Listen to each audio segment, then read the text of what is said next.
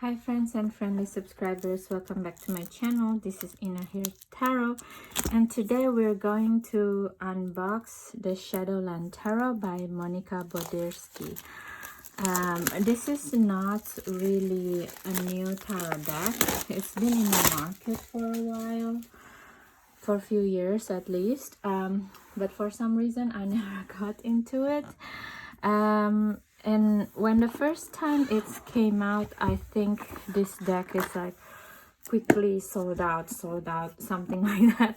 It's from Red Feather, so that's one of the reason I'm like, you know what, I'm just gonna wait for it for a while. So yeah, I think this deck finally reached my hand. So I think this is the first deck that she created ever, and I think this is one of the unique decks that you can have, just like Patrick Valencia deck, because it's seen so you see it's 2020 actually, so it's 3 years ago. So this deck is kind of like seen as, I don't know, something that's really interesting looking as well, when it's just came out basically. So this deck and the book explore the realm of shadows and shadow work to help you seek the wisdom and light of self-awareness. To Swiss psychologist C.G. Jung, the shadow self was composed of parts of ourselves that we dislike or would rather ignore. I mean, yes and no. I think the shadow self sometimes, to me, it's a part of our makeup or our personality that sometimes we can't help to ignore, because sometimes in life, every day, there's just so much things going on and we have to prioritize, and sometimes some patterns within ourselves became so strong and it becomes some kind of like an automatic response or automatic pattern for us to respond into something. And the part that we tend to not prioritizing, not run away from it, I believe, it's just become something that we don't do, we don't prioritize. I feel sometimes the shadow work has been have quite a bad rap because of this understanding, you know, because this understanding from here, the shadows.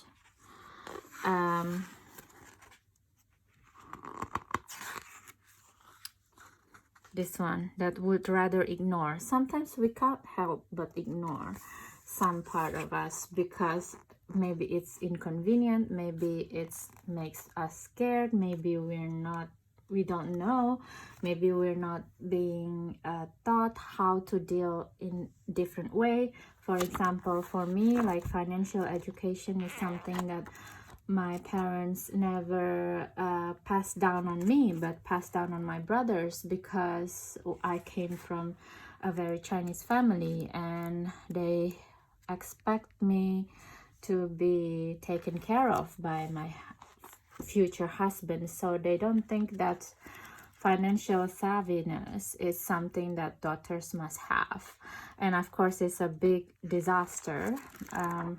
So yeah, but then when I grow up and I decided to live by myself and not married, so financial has become like a big hurdle for me, because I have to learn from myself and I have to learn this from the shadow, because a lot of this unknown or untrue belief about money, about finance, that being passed down from my parents to me, that is not true, and I have to unlearn them. So that is also a part of shadow work. So yeah, I think, I'm sorry, I'm just like really reading this in a very uneasy way and it's still in the preface, you know. I don't want to be so dwell in it actually. So introduction is from Pamela Coleman Smith. Use your wits, your eyes. Perhaps you use your physical eyes too much and only see the mask. find eyes within, look for the door into the unknown country. So that's basically what that means of a shadow work.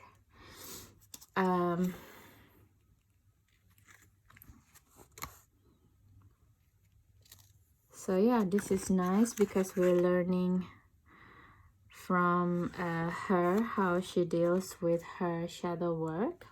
Just really beautiful read, I think. And it's a really nice guidebook size. It's a real book size instead of like a small book. So it's nice on the hands and the eyes. And I guess that's why this deck has been sold out for several times now. So yeah, before we go delve into it, let's just start to do the flip through of this deck. By the way, I really like the deck has the gold gilding on the back and on the side, and on the back is also beautiful. It's very Halloween friendly as well, with the black and yellow, black and yellow, black and yellow. Okay, let's do the flip through. I think I'm going to go this in a bit so it's just not hogging the screen. It's really nice with the head roll. It reminds me of the Sake Sake Tarot by Monica Kiyosaki.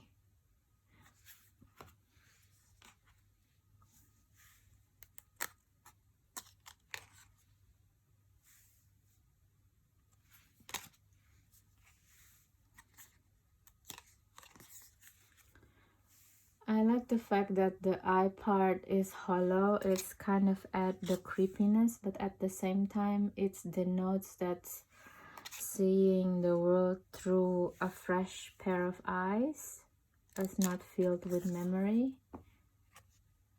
because that's also the challenge about the shadow work. Oh, look at this. The hands, the mudra is making a new eyes on the third chakra with the Hierophant. It's very powerful card.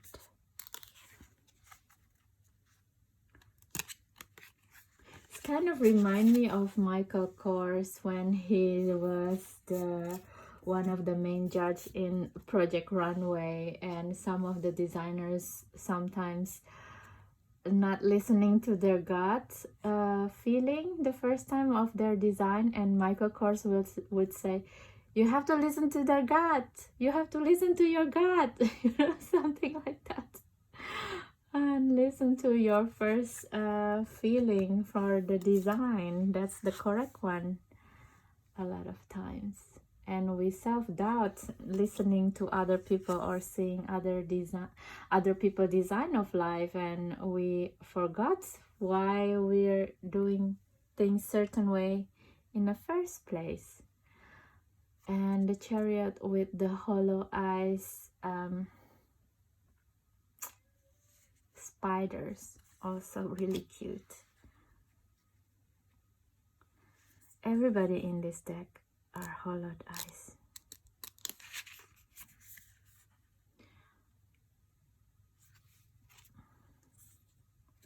By the way, the card feels very sturdy in this deck. I don't know about the first printing, but this edition feels very nice in the hand actually. Very sturdy. Look at this Justice card.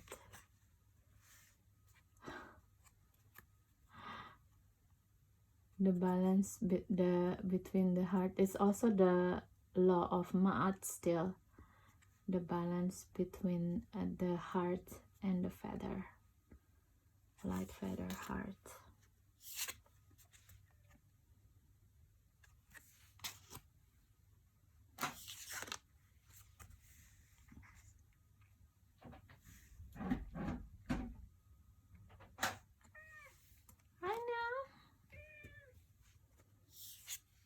One of my cats want to join in the conversation.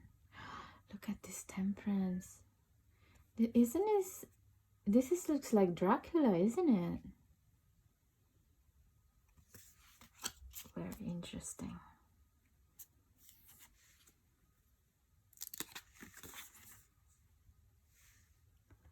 Look at this devil. It's addicted to a lot of things. So beautiful. Ah, look at this tower also with the parachute in reverse.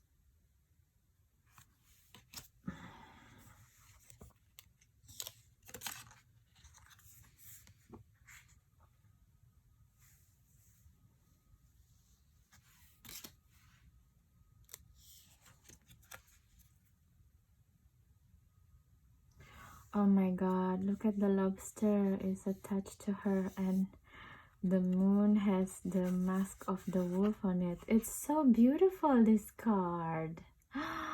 It's so cute.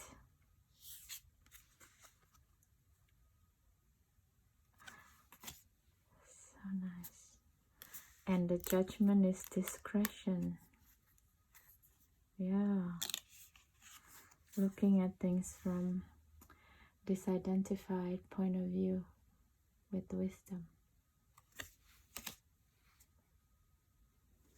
Oh la la, this world card is quite messy. Messy world card in my opinion.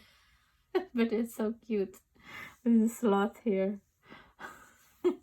What even these beings? This is like a Pisces. It's a fish or something. Oh, messy.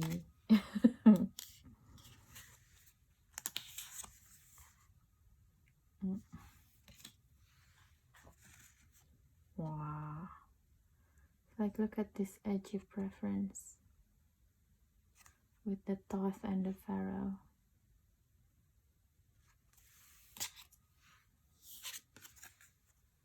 Very interesting because it's all the side of the shadow, isn't it? This is, I have to read. I'm very curious about this card. Why the mushroom?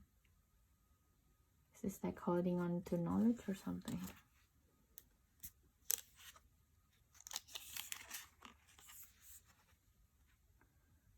Five of Pentacles. This kind of reminds me of Mowgli.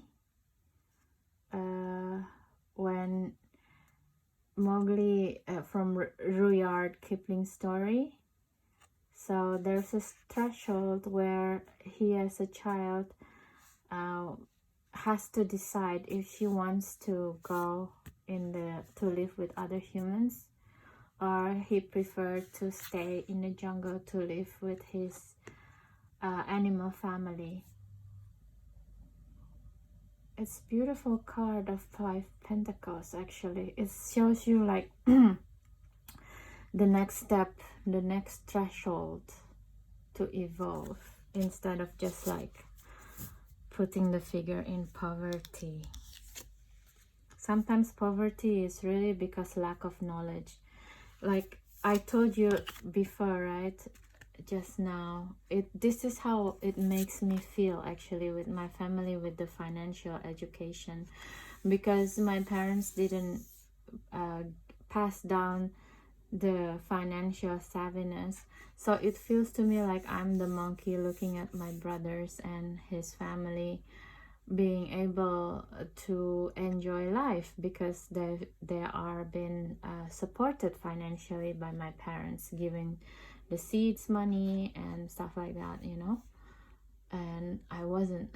I decided to live in other countries and stuff like that. So that's how it felt actually, a poor financial education.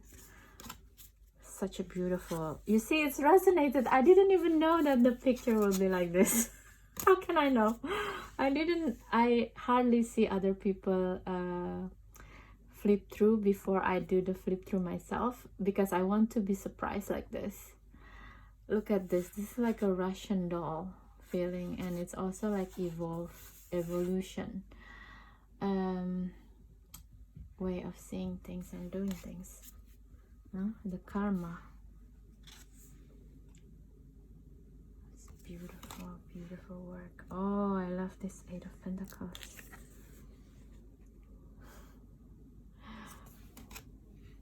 Painter. Oh my god, look at this card of the Nine of Pentacles. It's so resonating, isn't it? The Nine of Pentacles from the shadow side. It's like a bird who lives in the golden cage. You can go everywhere, but you're still in the cage. Such a beautiful work. Shadow of Nine of Pentacles. Ten of Pentacles. It's kind of remind me this tree in Harry Potter where they land the car onto it and it's not happy and kind of shaking itself off. And the car is broken and the parents like so unhappy with Ron. That's how I feel about it.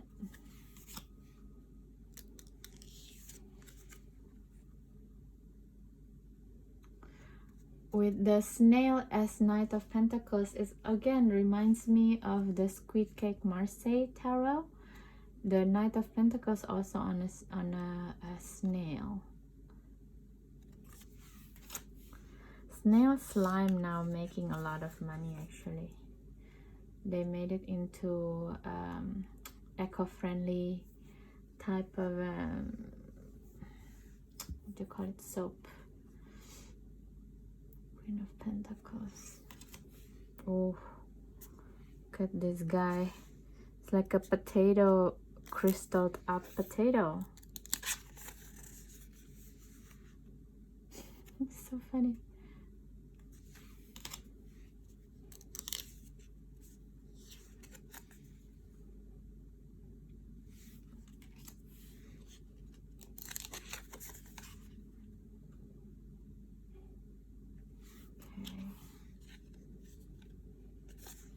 Wow, look at this. Oh my god.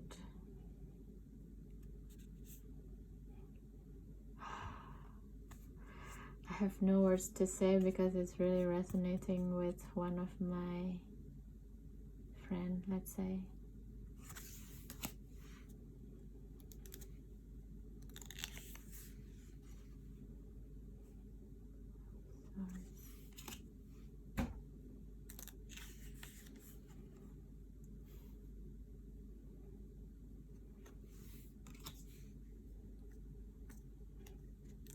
Oh, look at this.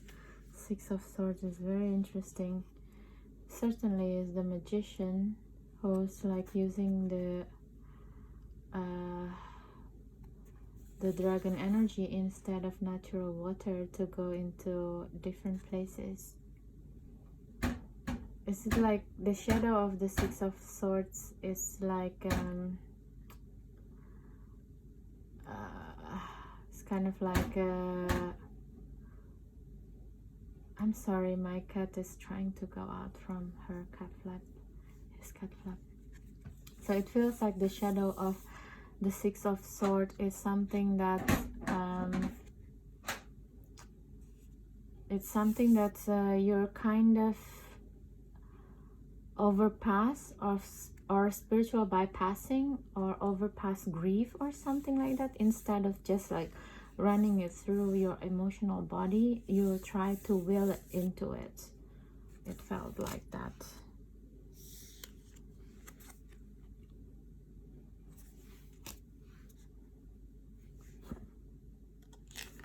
Such a funny boots. Oh la la, look at this. This is very, very scary. It's kind of reminding me of the, you know, when you're a baby, they give you like these toys with a lot of things on it to make you not bored. This is how it feels, but in the shadow side. Oh, I would not see those kind of toys in the same way anymore. This is also very beautiful card.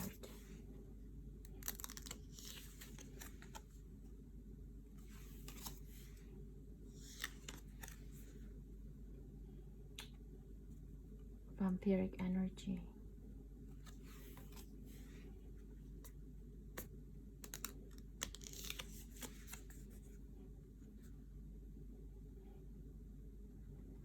It's very interesting with the crow with her here.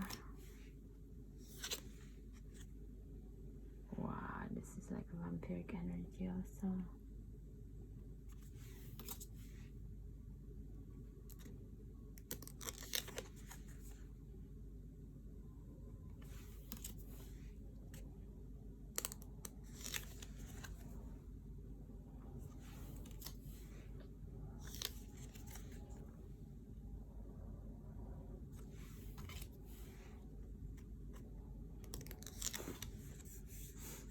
Very cute spiders.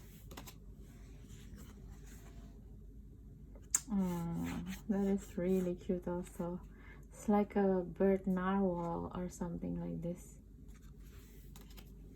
Locking heads, huh?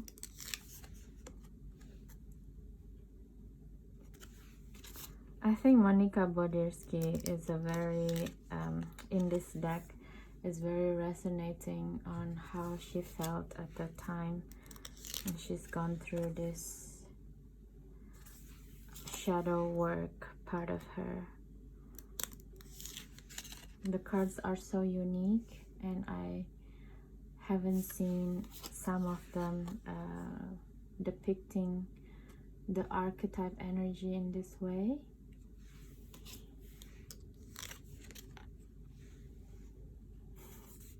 The shadow monkey. Wow. What is this? This is so crazy. Very Knight of Wands. Oh la la, look at this Queen of Wands. Oh my god, this is such a scary Queen of Wands actually. It's kind of giving me the narcissistic queen. Doesn't want to see anything else but me.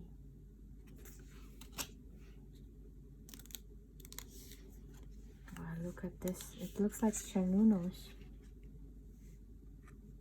King of Wands.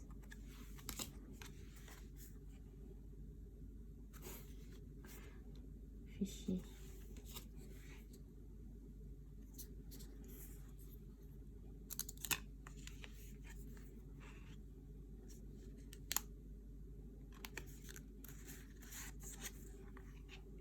I like that the positive card, like the Two of Cups, she doesn't have to make it into something in the shadow parts, that it can be light as well. I like that. You don't have to overthink and overdo everything. Like the Three of Cups as well. It's just a positive card, and she just depicted as it is. It's nice. Oh, this Four of Cups card is so beautiful, depicting this.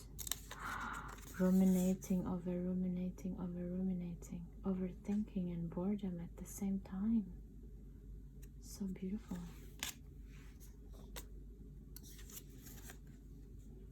Cups. It's like a kappa in the Japanese ghost tale. The sense of loss, because he lost the his habitat to all of this garbage, isn't it? Oh, poor kappa. Six of Cups.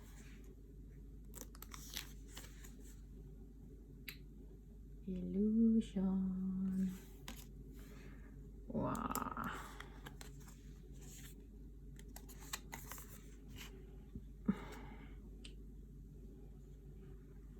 Look at the name of the liquid here, Imbalanced Mind. And this is like back to Egypt again with the small pyramid here.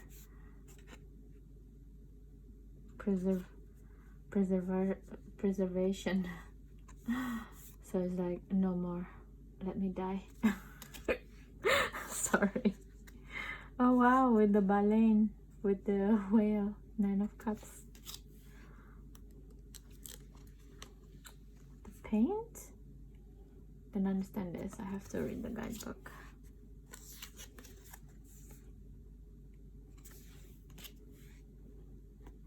we have mermaid too. That's beautiful. Knight of Cups.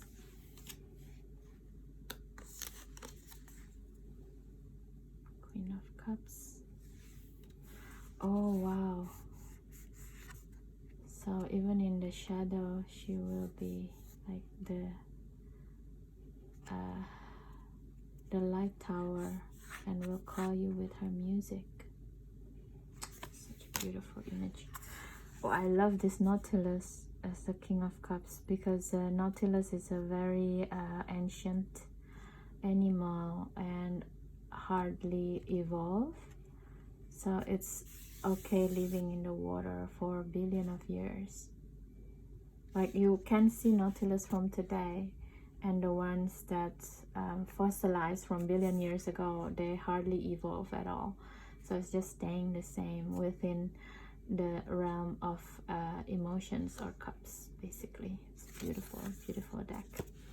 So I love this deck. I don't know why. Well, I know why I didn't get it sooner, because it's always if it's always sold out, it's always sold out. There's nothing I can do about it. But I'm so glad that I finally got my hand into this deck, and it's very resonating for shadow work. I think I still need to read more from the guidebook itself, and I'm really encouraged with the size of the guidebook, because it's the size of a normal book that I can take away everywhere without afraid that it's going to get smushed and stuff like that, you know. So it's beautiful, and I'm just kind of wondering, what am I going to find? What kind of information? That's good. Let's see how it shuffles. It shuffles nicely.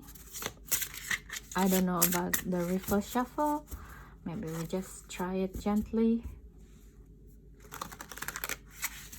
It's kind of clunky, but because of the gilding, of course. In the end, it looks nice. Wow. It shuffled nicely, actually. So let's see what kind of shadow work I need to work on today then. Oof. The devil.